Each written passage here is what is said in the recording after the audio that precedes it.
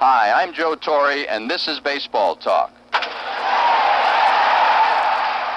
Today we'll talk baseball with Ron Guidry. In his career, Ron has won a Cy Young Award, 5 Gold Gloves, and has struck out 18 batters in a game. Inside this pitcher, however, is a center fielder trying to get out. In 1979, he got his chance. I was sitting on the bench in the ninth inning, and we were at Yankee Stadium, and TJ got the first guy out, and there were 2 left-handers coming up. And so when TJ was pitching the first guy, Billy goes, well, I think I'm going to bring Hood in, let him get his bonus. So I said, okay. I said, well, then why don't you let me play center field too? And I was joking. So he said, okay, yeah, I'll let you do that. So he said, I tell you what you do. He said, take your glove, you go take Tommy John out of the game. So you bring in Don Hood, tell Donnie whatever you want him, to do the job, and then you go take Mercer out of center field. So I said, hey, fine with me. So I got the glove, I walked out to the mound with my glove. First of all, you walk up, time out, walk out, make a slow little, tell TJ he did a great job. I'm going to bring in Hood to finish up. You make the sign, give me the left-hander, you bring him in. Hood came in, and I give him the ball. Okay, look, we just got 2 outs, no problem. Let him hit it to center field if you want, I'll be out there. I give him a pat, then I go out, proceed, I go to center field, and Mercer's in center field, and I say, Bob, you played a great game, but I got to do what I got to do. So he just walked into the dugout, just laughing up a storm, and everybody's laughing, and I'm in center field. And it's a natural thing in the world, And I got a standing ovation, and it was a thrill. And then, he, of course, Donnie he got the 2 guys out. I didn't get any fly balls in center field. The game was over. I tried it in, and everybody was, hey, you did a great job and everything. And it was funny. 4 years later, Ron got another chance to play center field in the conclusion of the famous Pine Tar game. His teammate Don Mattingly played second base. For Baseball Talk, I'm Joe Torre.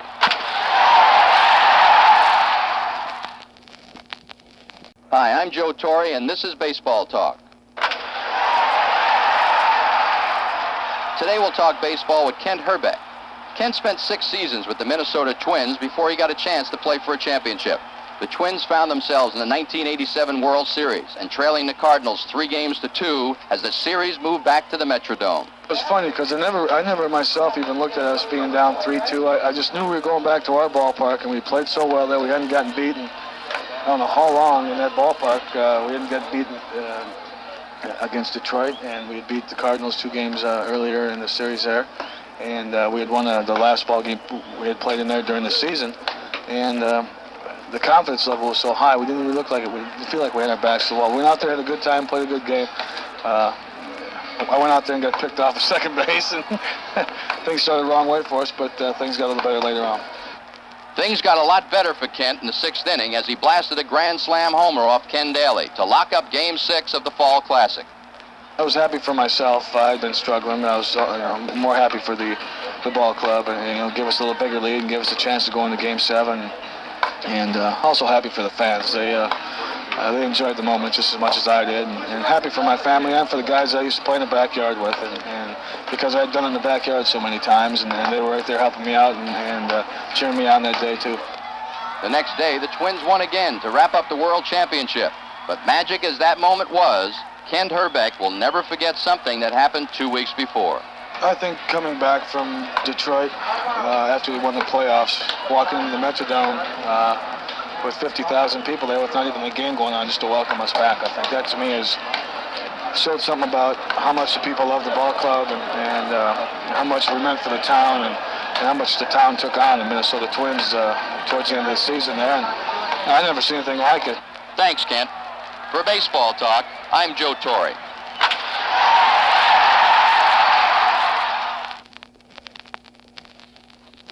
Hello there, everybody. This is Mel Allen for Baseball Talk. Joe Morgan seemed to turn every team he played for into a winner. Houston, the Big Red Machine in Cincinnati, and San Francisco. Perhaps one of the biggest hits he ever got as a Giant was this game winner against the Dodgers at Candlestick Park. The 1-2 pitch. Warren belts it high and deep right field. Way back goes Monday to the fence. It is gone! Home run, Joe Morgan! And the Giants lead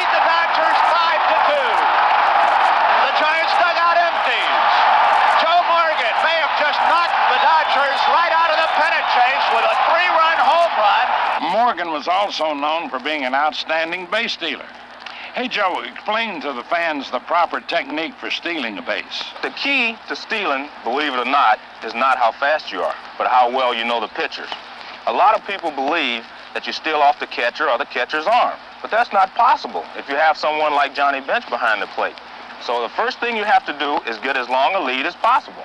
How do you go about actually stealing a base, Joe, and what's the most important thing to keep in mind while attempting to steal? Well, like I said, you have to know the pitcher. A good test is if you can get your lead, and when the pitcher throws to first base, if you can get back easily, that means you can get farther off. If you have to dive back, you've gone as far as you can go.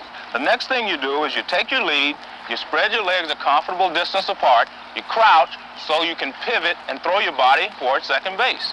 You have to study the pitchers. You have to know his motion, and the key is when he starts his leg forward, that means he can't throw to first base. That gives you a time to start. You start running with your head down. Do not look back, because if you look back, it breaks your momentum. Get about 8 feet from the bag, and then you start to slide. Got it? Got it. And I hope the youngsters listening did. Thanks a lot, Joe. Fans, this is Mel Allen for Baseball Talk.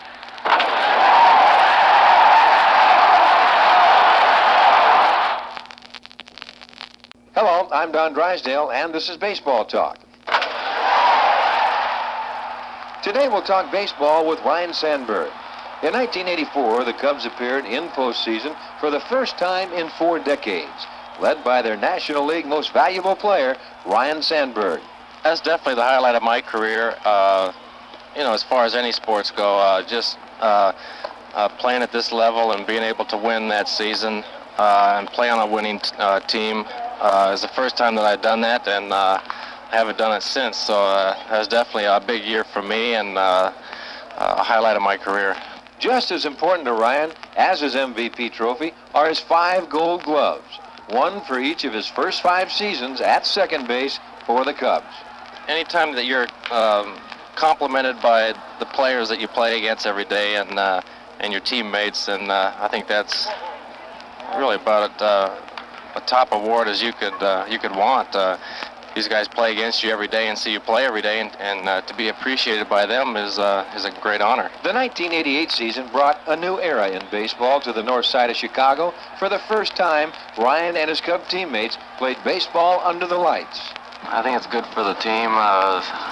We could use a night game every once in a while. Ideally, coming home from a road trip where we get in late, it'd be nice to play that first game, a night game, and then go back to playing day games after that.